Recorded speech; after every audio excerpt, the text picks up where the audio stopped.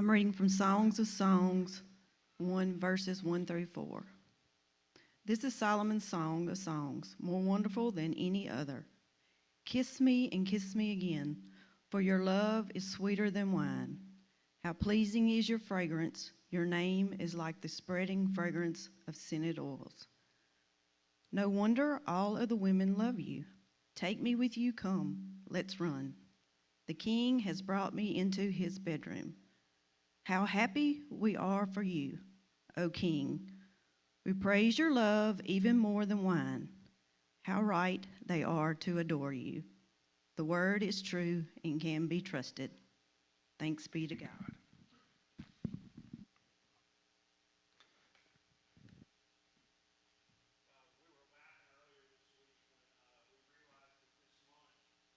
We were laughing earlier this week, and we realized the people that we were asked to read Scripture this month would need to be a little bit different. We've had a fantastic time asking some of our more younger church members to do that, and we realized this might not be the month necessarily for that to happen.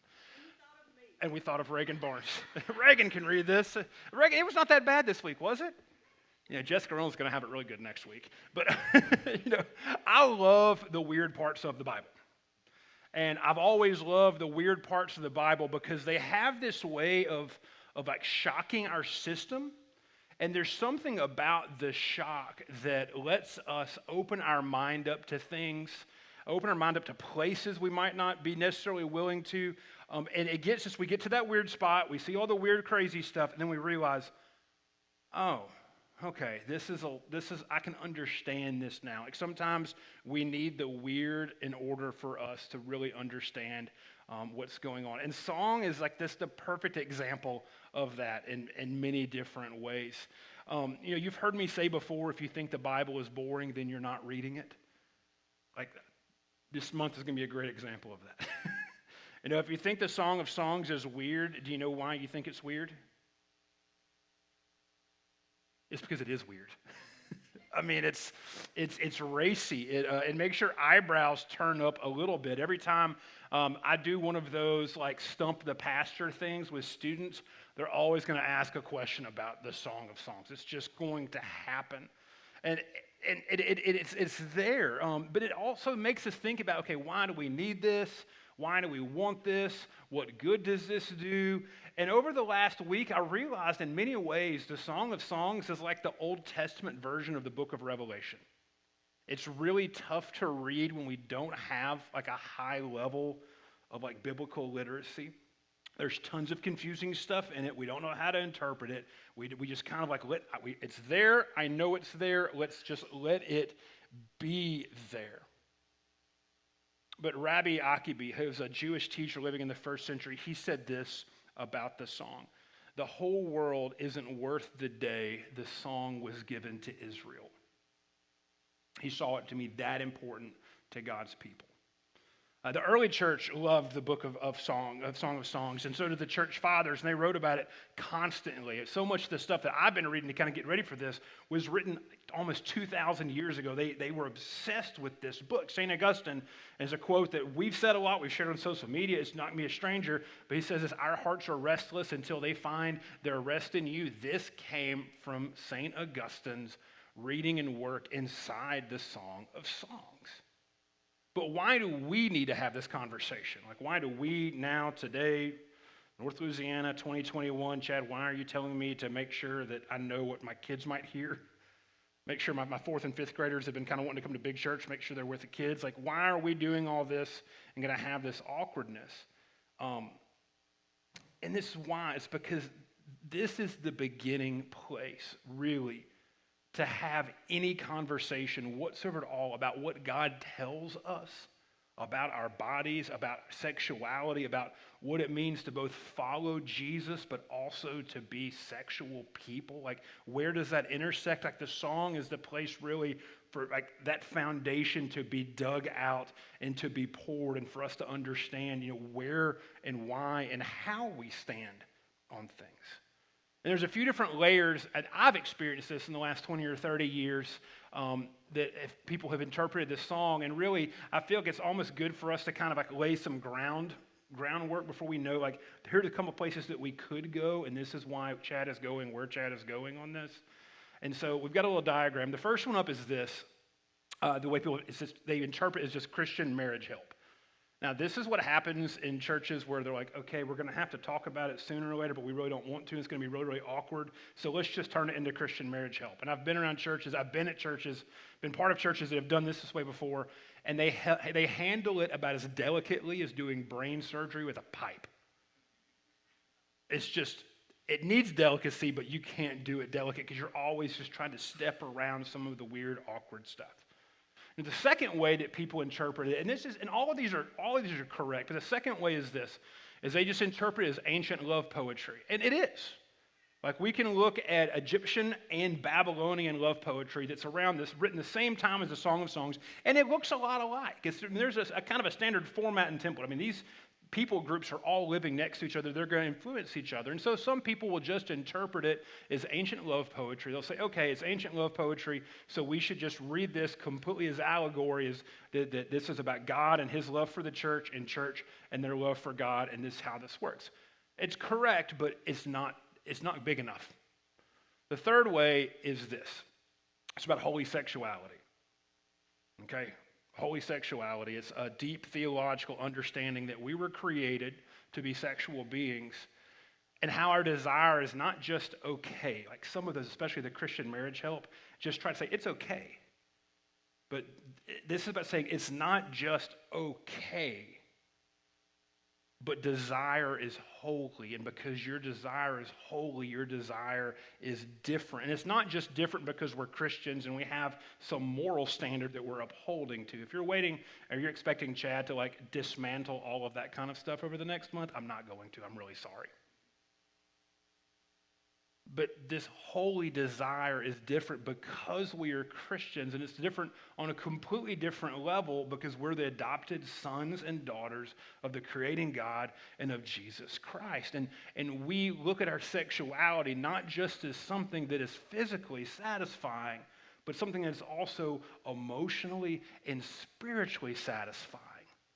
Like, that is why we go to the depths that we go to. That's why we put up with the book that's going to make you raise your eyebrows. Is because Jesus brings this into a completely different created level with us. So you might be saying, okay, Chad, I'm getting what you're saying here, but this doesn't seem like, is this really in the Bible? So first I want us to go into, Reagan, this is the passage you're going to be glad you did not have to read.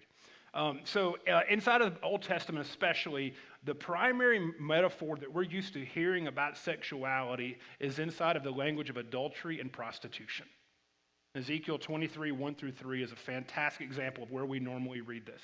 The word of the Lord came to me, son of man, there were two women, daughters of the same mother. They became prostitutes in Egypt, engaging in prostitution from their youth. In that land, their breasts were fondled and their virgin bosoms caressed. Right, Reagan? Glad you didn't have to read that one. I was a little nervous about that. So the Old Testament uses this metaphor to talk about one idea, and this one idea is going to be like our word for the month, and that word is singularity. This metaphor is that we are to be people that are faithful to one.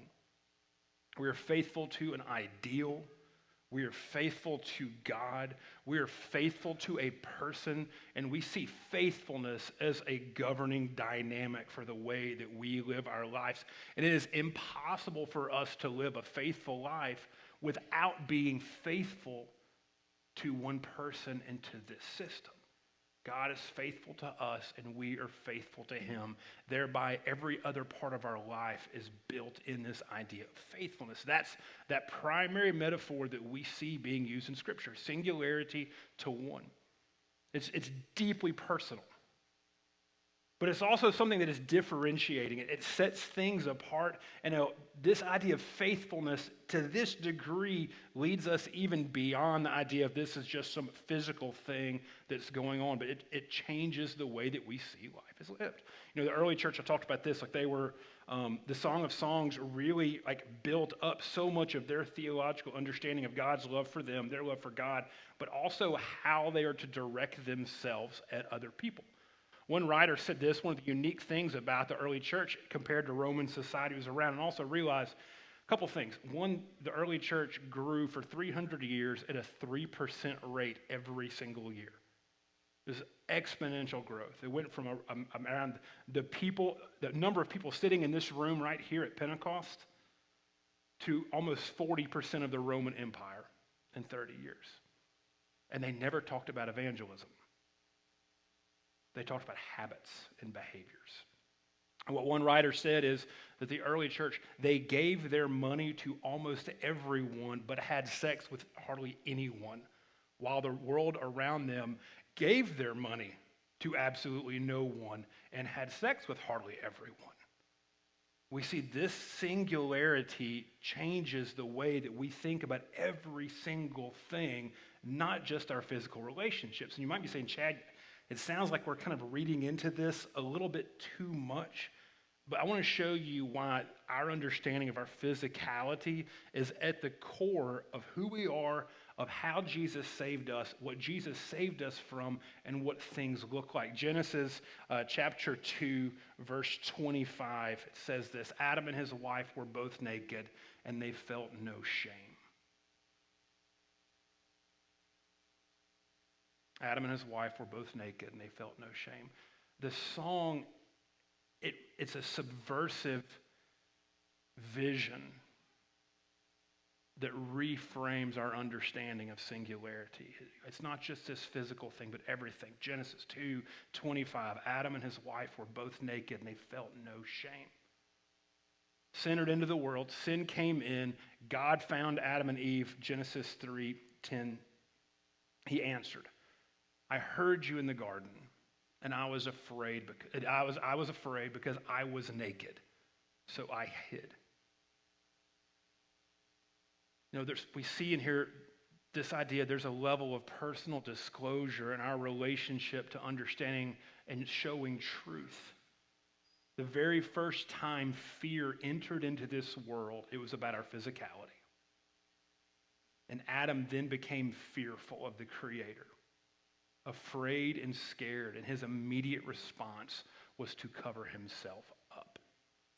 And I think the strength of this story, there's a level of literalness to this that we can't deny, but it's also, think about how that embodies so many other things, that when we are scared of people seeing us and experiencing us, we immediately begin to hide things and we begin to live into shame. Now, we are not from a shame culture, but if you have any friends who are from Asia, you realize like that's still a shame culture, that honor is this massively huge thing. That when these inner tendencies are exposed, it is shameful and it is distraughful. Tremper Longman says this: it is precisely in the area of our sexuality that intimacy and vulnerability to one another is expressed most powerfully. So our physicality is tied to the rebellion of sin because shame came in. Shame entered in and made us begin to doubt everything. That was a consequence of what was going on. It was a fear of exposure, a fear of personal disclosure of weaknesses, a fear of being the truth of who we really are being revealed. What Jesus comes in is to eradicate shame, to restore us, to realize that we do belong, to realize that we can be healed, to realize that things can change. And that's why like this conversation is so important in the kind of behavioral structure that you might be like wanting to hear inside of this, where that comes in is that we need to realize that in not just our world, but over the last thousands of years since this happened, there's two ways that we can fight shame.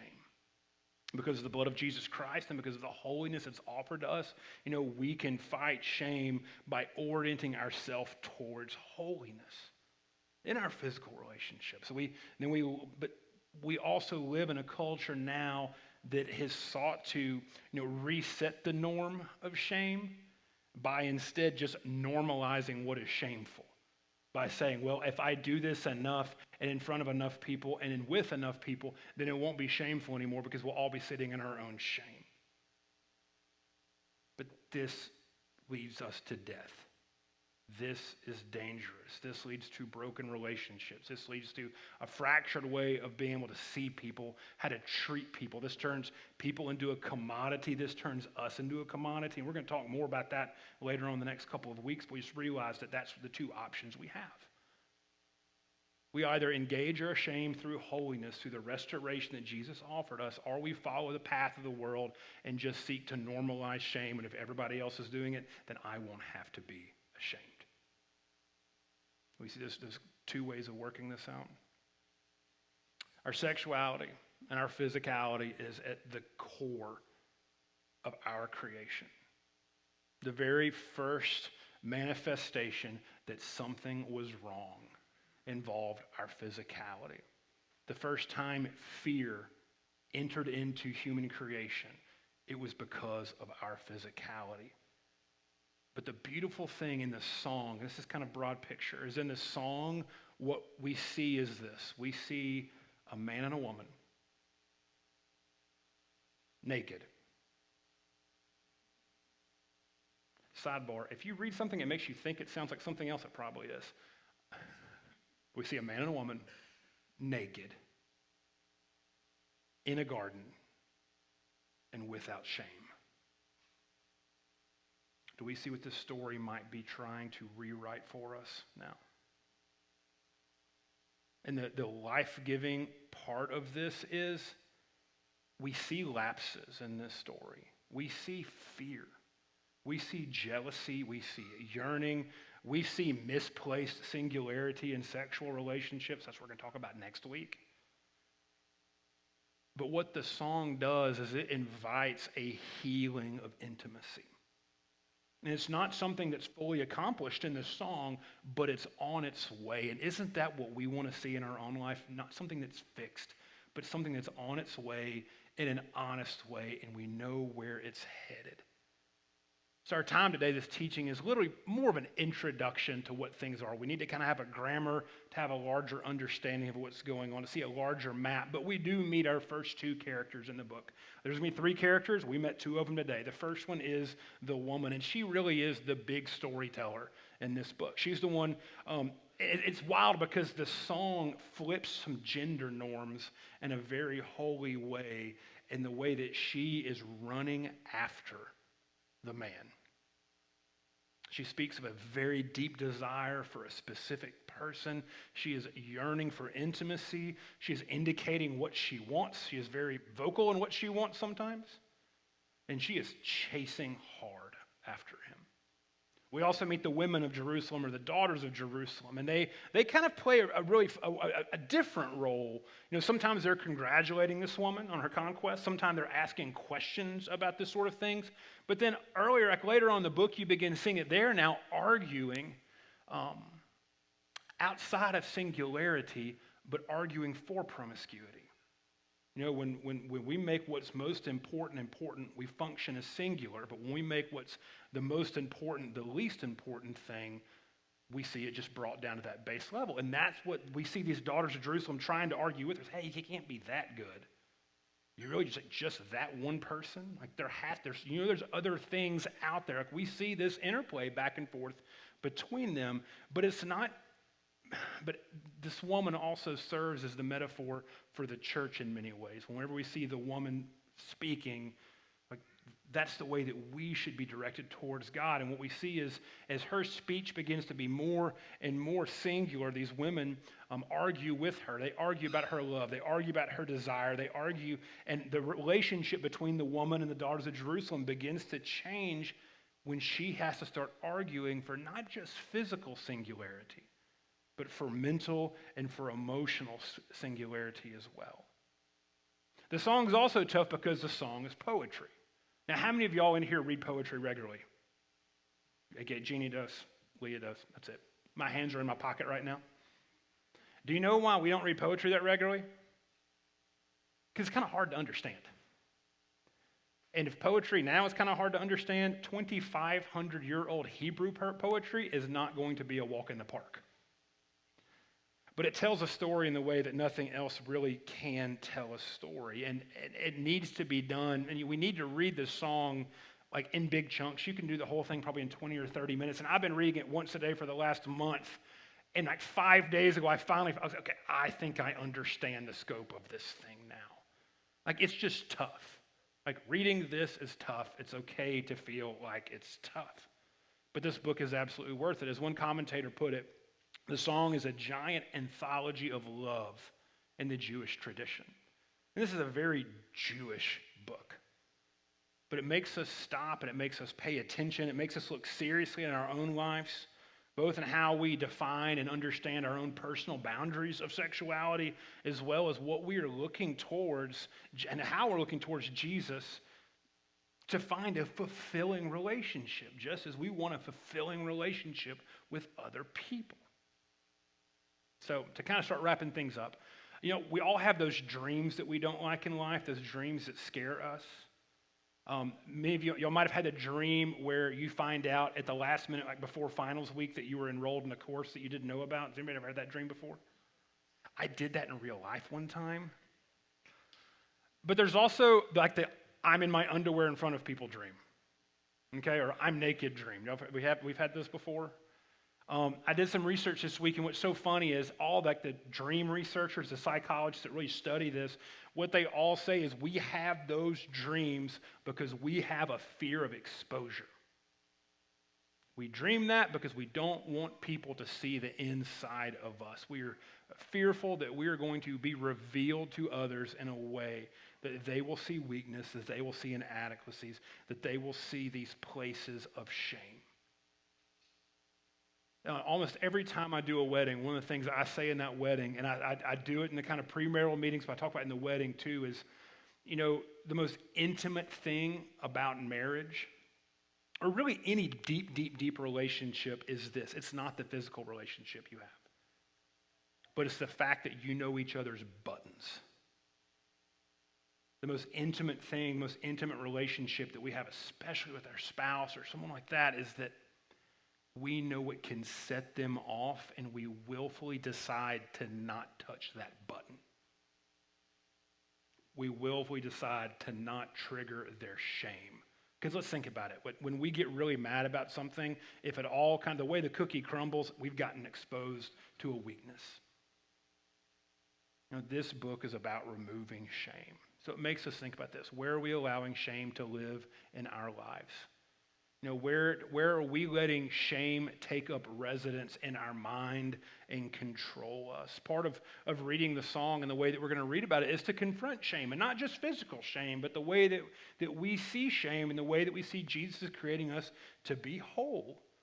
And instead of ignoring these places where shame exists and trying to push that aside, the song invites us just to confront it head on, to talk about shame and to deal with our shame. And today, really, as we kind of jump off, the only thing I want us to do is just to take a few moments to let us realize where our devotion is in our life. Are we singular in our devotion? Are we singular in our relationship to God? And does that allow us and cause us to be people who are singular in our earthly relationships? To all of them. Are we singularly focused? Or perhaps we have a devotion deficit. And because we have a devotion deficit, coming around all of these problems of our physical relationships as Christians are just going to be tough. And the song invites us to begin examining and looking at these things in the core, about understanding the power of the love of God in our lives. And so a couple things just to take home this week and think about. We've got home sheets on the back deck, on the table back there. If you want to grab one of those, or you can go to myfoundry.life. And we have questions and exercises that are there. But I encourage you, like if there's ever a time for you to start digging into this in a personal way, it's not a lot of time, but this is the month to begin building up just a robust devotional life, because it's about singularity. So the first question really to ask you is this: where do you struggle with singularity in your life?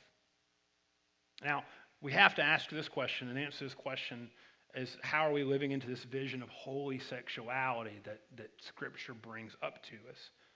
And that's going to lead us to the deep love of God. That's the obvious point where we're going with this. But we also just have to ask ourselves the question, where are all the other places in our life where we're trying to live with double-minded standards? What are the things outside of physical relationships that you're promiscuous with? Where do you just kind of, I'm just not going to worry about that and just do everything? How are you singular in your life right now? And I think that the emotion really is, if I'm looking at post-COVID 2021 culture, I think the thing for most of us to think about is this: where are you apathetic about things? How are you apathetic about your relationship with God? How are you apathetic about your relationship with other people? Where are the places in your life that you have just settled? You're just like, it's not going to get any better. It's not going to get any worse. But how are you allowing apathy just to drive you? I talked earlier about a spirit of holy generosity, of reframing our entire lives around this subversive version of singularity, of saying, I'm going to be very, very committed to things in the most appropriate ways. And what apathy is, and we can be apathetic as Christians, apathy really is just a lack of singularity, of an unsettled amount of sin that we have, where we know something's not right, but we choose not to work on it, and instead just to settle into self-medicating what we feel like we deserve, but we have not yet earned. Apathy is about us saying, I want the benefits of all the hard work without doing any of the hard work. How are we struggling with singularity in our life? The second one is this: how do you feel the love of God in your life?